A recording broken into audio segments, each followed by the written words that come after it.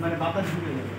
তার ফলে অবশ্যই আমাদের এই জায়গা লক করতে হবে। এই জায়গা লক বলতে এখান থেকে লক, এইদিকে আমরা কিছু যাবে না বা বের হবে না, ঠিক আছে। এখন আমরা কী করবো, প্রথম কাজ হচ্ছে যে ভ্যাকুয়াম পাম্প থেকে এটাকে খুলে দেবো। ভ্যাকুয়াম পাম্প থেকে খুলে দেবো, লক করেছে চান না। Oh my god, give me space. এই যে ভ্যাকুয়াম পাম্পটা একদম টেবিলের নিচে রেখে দেবেন, এখানে থাকলে কেন করে দেবেন। আমরা পাইপ খুলছি, এদিক দিয়ে কিন্তু এই পাইপ এই পর্যন্ত আমার বাতাস দিচ্ছে। তো এই বাতাস সহকারে আমরা যদি এখন গ্যাস দিই তাহলে 1 হোস পাইপ পরিমাণ বাতাস কিন্তু ভিতরে থেকে যাবে। এই জন্য এটা থেকে বাতাসটাকে অবশ্যই বের করে নিতে হবে। বের করার নিয়মগুলো প্রথমে আমাকে ঢুকাইতে হবে। আচ্ছা, বেশি গ্যাস আছে নাহলে এটা ভেঙে যাবে। সুন্দর করে আগের মাথা লাগাবে।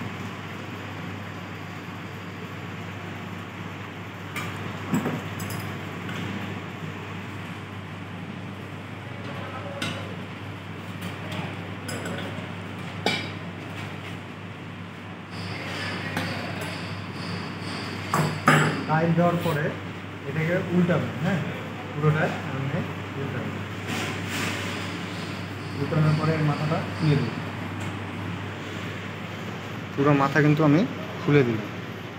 বা আপনি যদি খুলে দিয়ে উল্টান তার কোনো অসুবিধা নেই।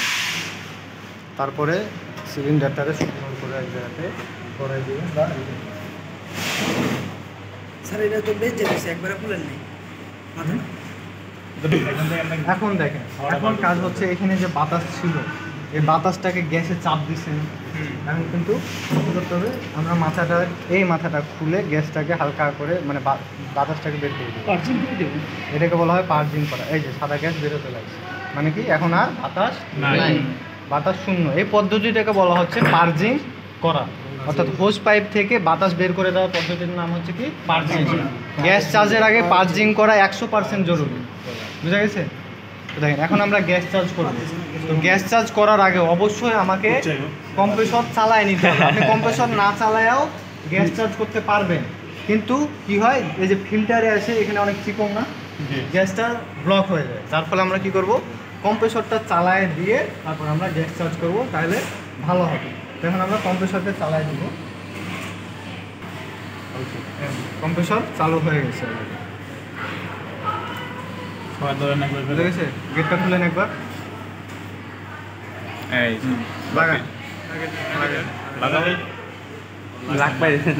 দেখেন। তারপরে আমরা এখন গ্যাস চার্জ করা শুরু করব। গ্যাস দিতে হবে খুবই আস্তে আস্তে, একবারে জোরে দেওয়া যাবে না। দেখেন যাচ্ছে, হালকা খুলেছি, কিন্তু বেশি খুললে কি হবে, জ্যাম হয়ে যাবে। যার ফলে আমরা বেশি খুলি না, আমরা হালকা করে গ্যাস দিয়ে আবার অফ করে দেবো। দেখেন এগুলো সব ঠান্ডা হয়ে গেছে। ঠান্ডা হয়েছে ঠিক না?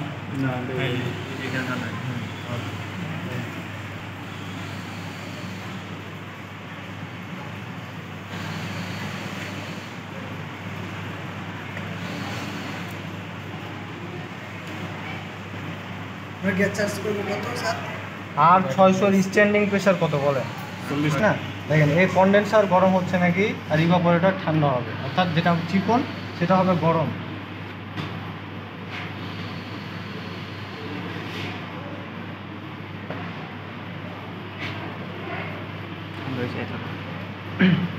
আমরা একে চলার জন্য সময় দেব, হ্যাঁ, গ্যাসটাকে রানিং করতে থাক, পুরো ইউনিট ঘুরাতে থাক, এই সময়টা আমাকে দিতে হবে।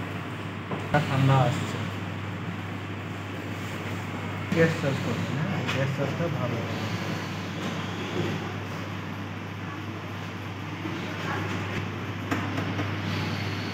ঠান্ডা আইস জমা শুরু হয়ে গেছে না?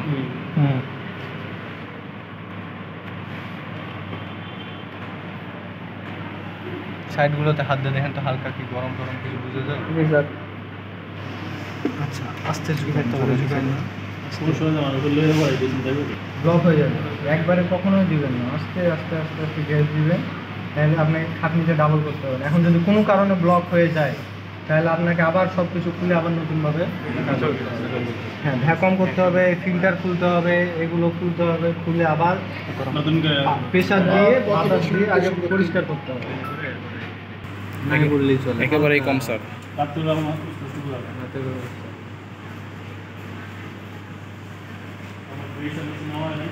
30 থেকে 30-এ ছিল না, অর্ধেক গেছে।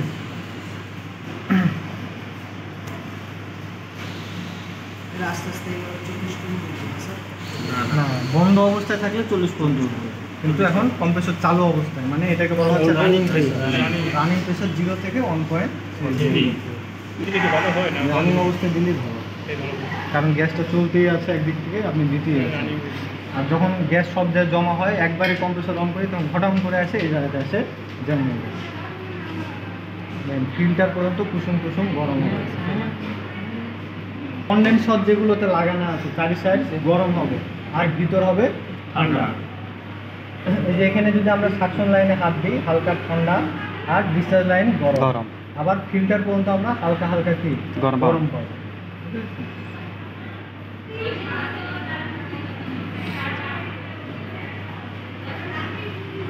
থার্মোমিটারটা নিয়ে আসা দরকার না? হ্যাঁ, ডিজিটাল থার্মোমিটারটা লাগাবো। ডিজিটাল থার্মোমিটারটা লাগাই দিলে বুঝতে পারবো ঠান্ডা কত হচ্ছে। এই মুখগুলো থেকে খুবই সাবধান। এই যে এখানে যে মুখ লাগাইছি না, অনেক সময় কি হয়, এমনি পড়ে গেলে এই মুখ যদি খুলে যায়, আর মনে করেন এই মাথা বরাবর আপনার পা আছে, তাহলে সাথে সাথে পুড়ে যাবে। মানে এত বেশি ঠান্ডা এই গ্যাসটা, মানে এসি ফ্রিজের গ্যাসগুলো এত বেশি ঠান্ডা যে সেটা হাতের স্পর্শে আনা যাবে না। হাতের স্পর্শে যদি ভালোভাবে আনেন, আপনার হাতও ভেঙে যাওয়ার সম্ভাবনা থাকবে। মনে করেন যে হাতটা কী হয়ে যাবে, জমে বরফ হয়ে ভেঙে যাবে।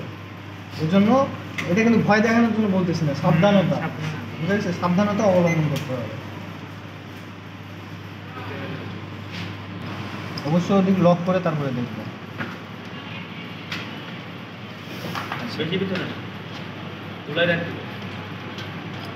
লাগাই দাও ইয়া। ওই ভিতরেরই খুলে দিছো ভিতরে উপর দিয়ে দেবে না।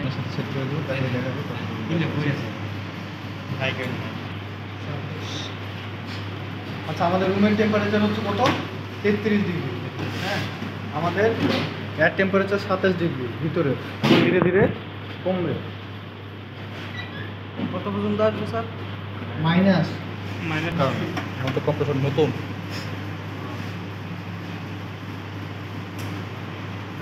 কত? 0। এখন যদি আমি হয় এভাবে রেখে দিলেও কোনো অসুবিধা নেই। নেই। এখন যদি মনে করেন যে ঠান্ডা না হয়, যে ঠান্ডা একটু কম হচ্ছে, তখন আমরা কি করতে পারি, আর একটু বাড়ায় দিতে পারি। বুঝে গেছে? এখন একটু থার্মোস্ট্যাটটা একটু বাড়ায় দেবো। থার্মোস্ট্যাটটা কত থেকে দেওয়া আছে কিছু বুঝে যাচ্ছে না, জিনিসটা ডিসচার্জ গরম আগুন। থার্মোস্ট্যাটে তো টেম্পারেচার লেখা থাকে না, মানে যত হাই দিব তত বেশি ঠান্ডা হবে।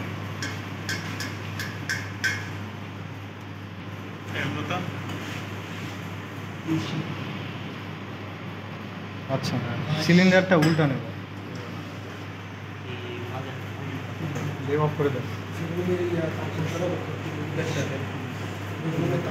এখন কত? 82 এবার দেখেন, এই যে এটার ভিতরে যে পাইপ, এক পাইপ পরিমাণ গ্যাস কিন্তু এখনো রয়ে গেছে। এটা কি করতে হবে, লাস্টে আমরা দিয়ে দিই, শেষ, সব গ্যাস চলে গেছে। এই যে 0 থেকে একটু ঘুরে দিয়ে, এখন মনে করেন যে এখান থেকে আমরা খুলে দেবো। দেখেন, এগুলো খোলার সময় এগুলো মাথা কিন্তু বেশি নষ্ট হয়ে যায়। সব সময় যে নাট আছে না, এই নাটে ধরবেন, নাটে ধরে কাজ করবেন, তাহলে সুবিধা হবে।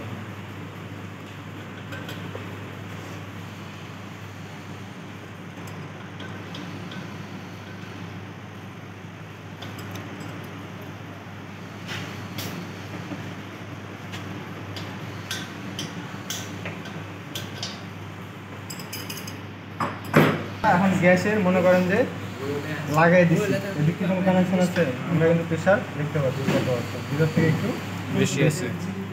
এটা দেখার নিয়ম হচ্ছে এটা, মনে করেন যে একটা এসিতে বা ফ্রিজে কতটুকু গ্যাস আছে, আমরা সরাসরি মিটার বরাবর যেটা সেটা মিটার কম্প্রেসরের সাথে লাগাই দিলে দেখা যাবে। কিন্তু এটা খোলা রাখতে হবে না, কিন্তু এটা বন্ধ অবশ্যই রাখতে হবে। খোলা রাখলে কি হবে, এদিক দিয়ে আবার বাতাস ঢুকবে।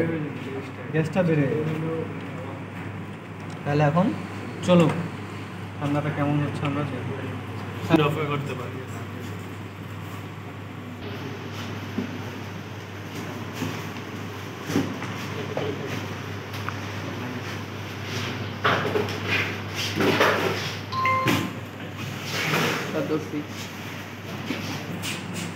অ্যালুমিনিয়াম টেপ দিয়ে লাগাই দিব বডির সাথে, টেম্পারেচারের যে মাথাটা, সেন্সরের মাথা, ডিজিটাল অ্যালুমিনিয়াম টেপ দিয়ে বডির সাথে লাগিয়ে দিব।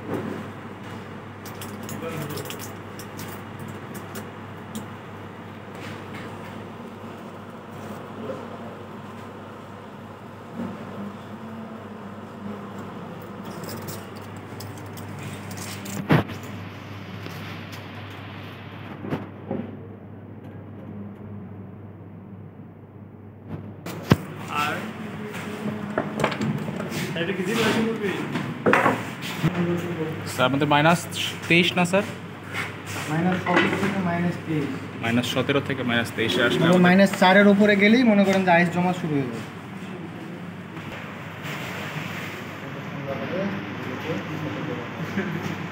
থার্মোস্ট্যাট হাইয়ে দেওয়া।